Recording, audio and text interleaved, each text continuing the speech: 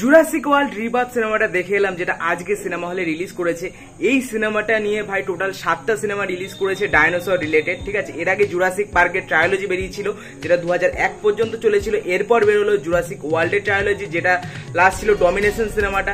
এরপরে যে সিনেমাটা বেরিয়েছে, যেটার নাম হলো জুরাসিক ওয়ার্ল্ড রিবার্থ। এই সিনেমাটার গল্পটা যদি আমি একটু ছোট্ট করে বলি, কিছু ভুলের কারণে ডাইনোসর আবার ফেরত চলে আসছে এবং কিছু মানুষ কয়েক বছর পর কিছু ডাইনোসরের ব্লাড স্যাম্পল নেওয়ার জন্য একটা আইল্যান্ডে যাচ্ছে এবং সেখানে কি হচ্ছে এইটা তোমাদের জানার জন্য এই সিনেমাটা দেখতে হবে, যেটার নাম হলো জুরাসিক ওয়ার্ল্ড রিবার্থ, ঠিক আছে। এই সিনেমাটা প্রথম 5 মিনিট খুবই ইন্টারেস্টিং এবং তারপরে 20 মিনিট একটু স্লো হয়ে যায়, মানে খুবই স্লো হয়ে যায়। তোমরা জানো যে কি হচ্ছে, ঠিক আছে, তোমরা জানবো ওইটুকু পোর্শন যদি তোমরা মোবাইল ঘাটতে ঘাটতেও দেখে নাও তোমরা বুঝে যাবে, ঠিক আছে। ওই পোর্শনটা এত স্লো, একটা ভালো সিন আসার পর তারপর যখন অ্যাডভেঞ্চারটা স্টার্ট হচ্ছে, যখন আইল্যান্ডে যাচ্ছে, ওই পোর্শনটা খুবই মজাদার শেষ পর্যন্ত। এবং এন্ডিংটা আমার অন্যান্য মুভির মতোই লাগলো, যেগুলো তোমার ডমিনেশন বা তোমার ফাইনালে দেখানো হয়েছিল আগের যে জুরাসিক ওয়ার্ল্ড ট্রায়োলজি রয়েছে, এন্ডিংটা পুরো সেম লাগলো, ঠিক আছে, ঠিকঠাক রয়েছে। কিন্তু মাঝখানে যে কিছু পোর্শন দেখানো হয়েছে বা যে ক্রসব্রিড করা ডাইনোসর রয়েছে, ওদের দেখতে বেশ ভালো লেগেছে। কিছু কিছু ডাইনোসর স্পেশালি আমি বলবো যে মানে পুরো সমুদ্রের মধ্যে যে সিকোয়েন্সটা রয়েছে ওটা বেশ মজাদার, ওটা খুব ইন্টারেস্টিং। এবং যে আইল্যান্ডটা দেখানো হয়েছে পুরো জঙ্গল মঙ্গলে ভাই ডাইনোসরের সাথে পালিয়ে বেড়াচ্ছে,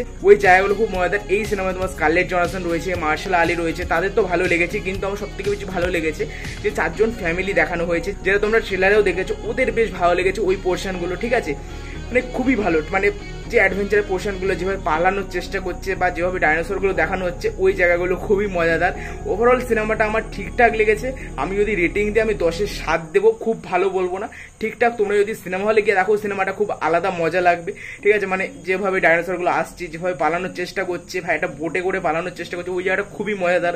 বা সমুদ্রের সিকোয়েন্সটা যেটা বললাম, ওই পোর্শনটা খুবই ভালো লেগেছে।